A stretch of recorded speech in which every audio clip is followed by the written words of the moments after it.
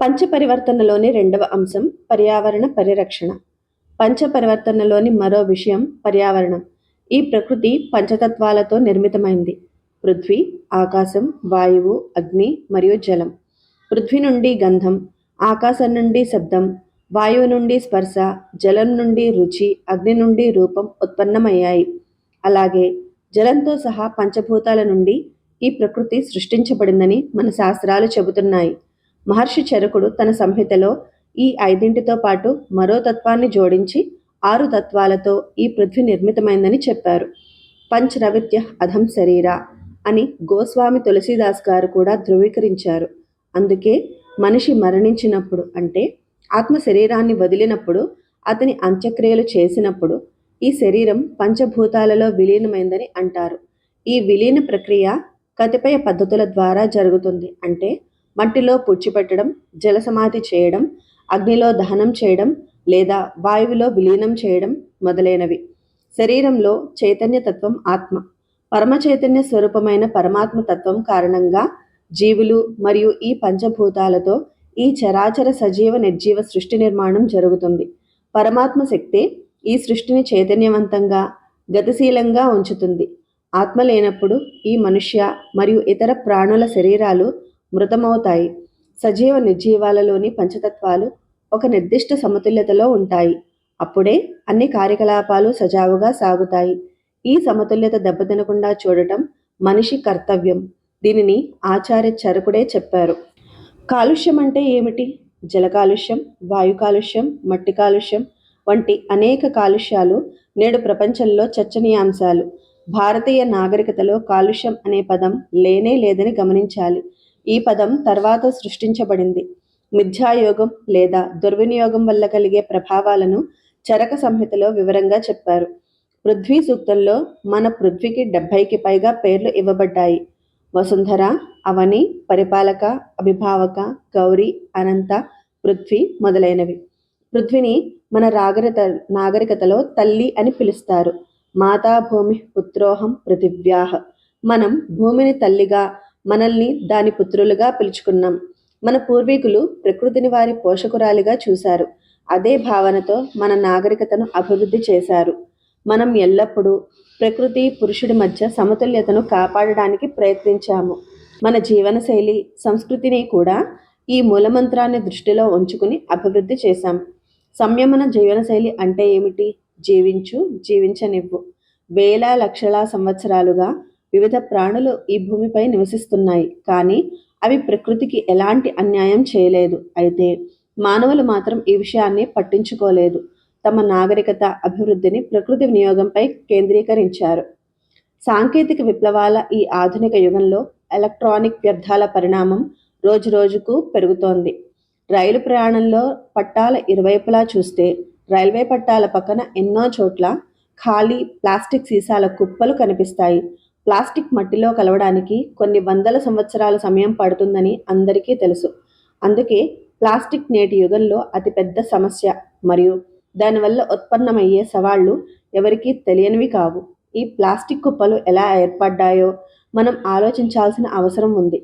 అనవసరమైన అధిక వినియోగం కారణంగా పర్యావరణం ఈ భయంకర రూపాన్ని సంతరించుకుంది. దీనికి సంబంధించిన వీడియోలు, చిత్రాలు మనకు కనిపిస్తూనే ఉంటాయి. సంయమన జీవనశైలితో మనం ప్రకృతిని, తద్వారా మనల్ని మనం కాపాడుకోవచ్చు. ఈ అవగాహన మనందరికీ ఉంది. కానీ అలా ఆచరించడంలో సమస్య వస్తోంది. గ్లోబల్ వార్మింగ్ జరుగుతోందని, భూమండల ఉష్ణోగ్రత పెరుగుతోందని అంటున్నారు. భూమి సగటు ఉష్ణోగ్రత 1 డిగ్రీ పెరిగినా జీవించడం కష్టమవుతుంది. భారతదేశంలోని ఉష్ణోగ్రత 50 నుంచి 52 డిగ్రీల వరకు చేరుకుంటున్న అనేక ప్రదేశాలు ఉన్నాయి. 60 డిగ్రీల కన్నా ఎక్కువైతే మనిషి జీవించలేడు. ఓజోన్ పొరలో ఏర్పడుతున్న రంధ్రం వల్ల కూడా వివిధ సమస్యలు ఉత్పన్నమవుతున్నాయి. సూర్యకిరణాలు ఓజోన్ పొర నుండి వడకట్టబడి మనకు చేరతాయి. హానికరమైన అల్ట్రావైలెట్ కిరణాలు మనకు చేరకుండా ఈ ఓజోన్ పొరనే అడ్డుకుంటుంది. అల్ట్రావైలెట్ కిరణాలు గనక నేరుగా మనల్ని తాకితే తీవ్ర దుష్ప్రభావం పడుతుంది. జీవించడం కష్టమవుతుంది. దీనిపై అవగాహన కూడా వచ్చింది. అనేక దేశాలు దీనిని ఎదుర్కోవడానికి ప్రయత్నాలు కూడా చేశాయి. ఈ పరిస్థితిలో మెరుగుదల కూడా వచ్చింది. కానీ గ్లోబల్ వార్మింగ్ సమస్యను ఎదుర్కోవడానికి చేస్తున్న ఈ ప్రయత్నాలు సరిపోవు. మరో సమస్య ఆమ్లవర్షం. పర్యావరణంలో పెరుగుతున్న సల్ఫర్ డయాక్సైడ్, నైట్రేట్ పరిమాణం కారణంగా యాసిడ్ రైన్ ఒక సాధారణ సంఘటనగా మారుతోంది. చాలా చోట్ల యాసిడ్ రైన్ అక్కడి జీవనాన్ని ప్రభావితం చేస్తోంది. సముద్ర కాలుష్యం అంటే సముద్రం కలుషితమయ్యే పరిస్థితి ఏర్పడుతోంది. ఉపయోగించిన తర్వాత పారేసిన ప్లాస్టిక్ చివరకు సముద్రానికి చేరి దానిని కలుషితం చేస్తోంది. సముద్ర జీవనాన్ని ప్రభావితం చేస్తోంది. పెద్ద పెద్ద నౌకలు నూనె తీసుకుని ఒక దేశం నుండి మరో దేశానికి వెళ్తుంటాయి. చాలాసార్లు వివిధ కారణాల వల్ల నూనె నీటిలో లీక్ అవుతుంది. ఆ నూనె సముద్ర ఉపరితలంపై చేరి తేలుతూ ఉంటుంది. కొన్ని సంవత్సరాల క్రితం మలేషియా సమీపంలో ఇలాంటి సంఘటనే చోటు చేసుకుంది. దానివల్ల హిందూ మహాసముద్రంలో పెద్ద సంఖ్యలో చేపలు మరణించాయి. పర్యావరణం అనేది ప్రపంచ సమస్య.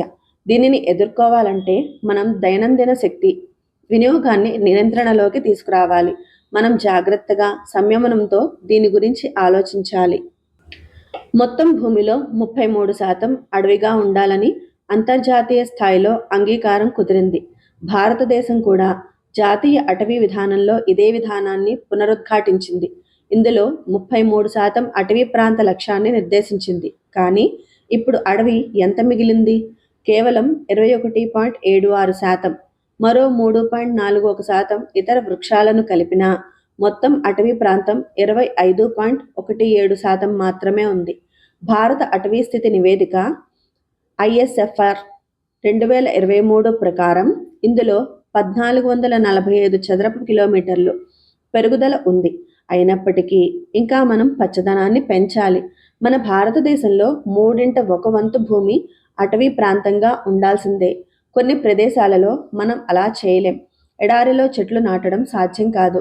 లేహ్ లడాఖ్లోని గ్లేషియర్లు, హిమాలయాలలో కూడా సాధ్యం కాదు. అందుకే అందుబాటులో ఉన్న భూమిపై 33% నవీకరణ చేయాలి. సాధ్యమైన చోట ఎక్కువ చెట్లు, మొక్కలు నాటాలి. ఈ లక్ష్యాన్ని సాధించడానికి దేశంలో ఒక పెద్ద ఉద్యమం నడవాలి. మనం వాతావరణానికి అనుగుణంగా మన ఆరోగ్యాన్ని ఎలా కాపాడుకుంటామో అదే సమతుల్యతను మన దైనందిన జీవితంలో ప్రకృతి పట్ల కూడా పాటించాలి.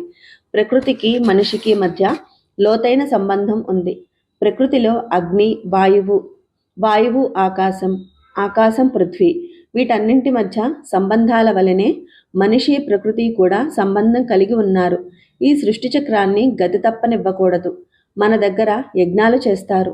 దాని వెనుక ఉన్న మొత్తం భావన ఏంటంటే మనం మనలోని కొంత భాగాన్ని ప్రకృతికి ఇవ్వాలి. మనం యజ్ఞంలో నెయ్యి, కొబ్బరికాయ ఆహుతి ఇస్తాం. అది వృధా అయ్యిందని ప్రజలు అనుకుంటారు. కానీ అలా కాదు. మనం ప్రకృతికి కూడా కొంత ఇవ్వాలి. మనం కేవలం తీసుకుంటూనే ఉంటానంటే కుదరదు. ఏమీ ఇవ్వకుండా కేవలం తీసుకునేవాడు ప్రకృతి తల్లి నుండి దొంగతనం చేస్తున్నట్లే. వైజ్ఞానికంగా చూసినట్లయితే దేవయజ్ఞం అంటే హోమం ఒక అద్భుతమైన కాలుష్య నివారణ ప్రక్రియ. ప్రతి మనిషి తన కర్తవ్యంగా చేయాల్సిన పంచమహాయజ్ఞాలలో దేవయజ్ఞం అనగా హోమం రెండవది. భగవాన్ శ్రీకృష్ణుడు గీతలో ఈ సృష్టి చక్రాన్ని సుగతితో నడిపించడానికి మనం మనవంతు సహకారం అందిస్తూ ఉండాలని చెప్పారు.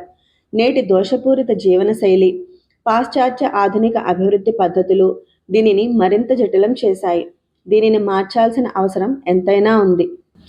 నిపుణుల అభిప్రాయం ప్రకారం 2050 నాటికి భారతదేశంలోని 8 నుండి 10 రాష్ట్రాలలో దాదాపు 150 నుండి 200 జిల్లాలలో నీటి సంక్షోభం పెరుగుతుంది. 1947 నాటికి మన దేశంలో తలసరి సుమారు 6,000 ఘనమీటర్ల నీరు అందుబాటులో ఉండేది. అయితే 2000 సంవత్సరంలో వేసిన అంచనా ప్రకారం ఇది తలసరి సుమారు 2,000 ఘనమీటర్లకు తగ్గిపోయింది. 1947 నుండి 2000 వరకే ఈ పరిస్థితి ఇలా ఉంటే మరి 2050 నాటికి ఏమవుతుంది? ఒక అంచనా ప్రకారం ఇది తలసరి సుమారు 1,200 ఘనమీటర్లకు తగ్గిపోతుంది. జనాభా పెరుగుతోంది, నీరు పెరగడం లేదు. కాబట్టి ఈ సమస్యకు పరిష్కారం ఆలోచించాల్సి ఉంది. రాబోయే ప్రపంచ యుద్ధం నీటి కారణంగానే జరుగుతుందని ప్రపంచంలోని అనేక మేధావుల నమ్మకం. అందుకే ప్రతి నీటి బొట్టును కాపాడడం అవసరం. జలవనరుల సంఖ్య కూడా పెరగాలి. పట్టణీకరణ ప్రక్రియ వేగంగా, విస్తృతంగా జరగడం వల్ల చెరువులు అంతరించిపోతున్నాయి. చెరువుల స్థానంలో బస్టాండ్లు వంటి అనేక రకాల సార్వజనిక వ్యవస్థల నిర్మాణాలు జరుగుతున్నాయి. మిగిలి ఉన్న చెరువులు నిరంతరం ఎండిపోతున్నాయి. ఆ నిష్పత్తిలో కొత్త చెరువుల నిర్మాణం జరగడం లేదు. మిగిలిన చెరువులు కూడా ఎండిపోతే పరిస్థితి ఎంత భయంకరంగా ఉంటుందో ఆలోచించాల్సిన అవసరం ఎంతైనా ఉంది. భూమిపై ఉన్న మొత్తం నీటిలో కేవలం 4% మాత్రమే స్వచ్ఛమైనది లేదా తాగడానికి యోగ్యమైనదని కూడా మనం గుర్తుంచుకోవాలి.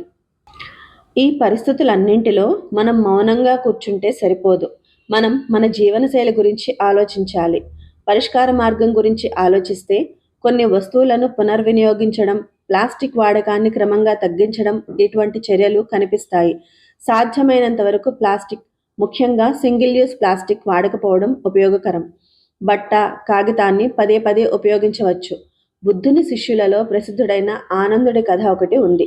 అతను బౌద్ధ భిక్షువుల కోసం బట్టలు అడగడానికి ఒక శ్రేష్ఠి అంటే వ్యాపారి వద్దకు వెళ్ళాడు. బట్టలు అడిగినప్పుడు వ్యాపారి గతసారి తీసుకువెళ్ళిన బట్టలు ఏమయ్యాయి అని అడిగాడట. అప్పుడు ఆనందుడు, ఆ బట్టలు మేము ధరించాము, అవి చిరిగిపోయాయి అని సమాధానమిచ్చాడు. వ్యాపారి రెండవ ప్రశ్న వేశాడు, బట్టలు చిరిగిన తర్వాత వాటిని ఏం చేశారు అని. మేము దానిని శరీరం తుడుచుకోవడానికి ఉపయోగించాము అని జవాబిచ్చాడు. తర్వాత మళ్ళీ వ్యాపారి, ఏమైంది తర్వాత అని అడిగారట. మళ్ళీ చిరిగింది. మళ్ళీ చిరిగిన దానిని ఏం చేశారని మళ్ళీ వ్యాపారి అడిగితే, మేము వంటగది మొదలైన చోట్ల పడిన నీటిని తుడవడానికి దానిని గుడ్డగా ఉపయోగించాము.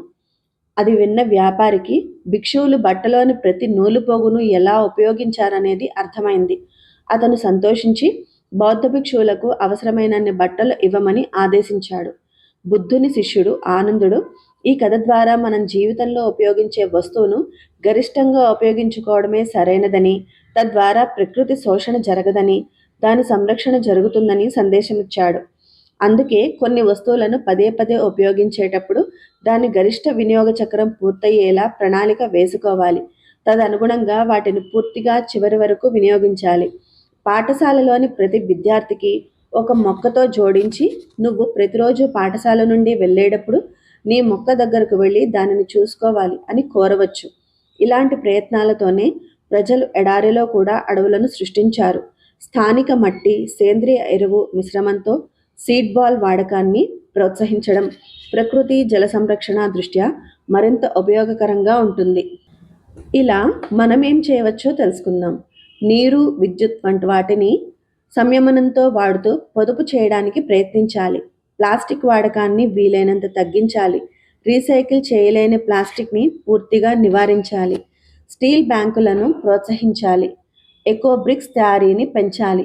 ఏ వస్తువునైనా నిరుపయోగమయ్యే వరకు వాడాలి. తద్వారా వీలైనంత తక్కువ చెత్త ఉత్పత్తి అవుతుంది. సీతాఫలం, నేరేడు, మామిడి, సపోటా మొదలైన పండ్లలో ఉండే విత్తనాలు ఇంట్లో సేకరించి పెట్టుకుని ప్రయాణాల్లో రోడ్డు పక్కన వాటిని విసరవచ్చు. వర్షాకాలంలో కొన్ని మొలకెత్తి పెరగవచ్చు.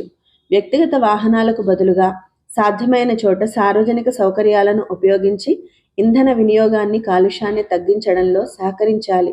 చెత్తను నిర్దేశిత ప్రదేశంలోనే పారవేయాలి. సాధ్యమైనంత వరకు పరిశుభ్రతను పాటించాలి. సేంద్రియ వస్తువుల వాడకానికి ప్రాధాన్యత ఇవ్వాలి. వృక్షారోపణ వంటి పనులను వ్యక్తిగత స్థాయిలో చేయాలి. సార్వజనిక స్థలాలను పర్యావరణ అనుకూలమైనవిగా మార్చడంలో పాలు పంచుకోవాలి.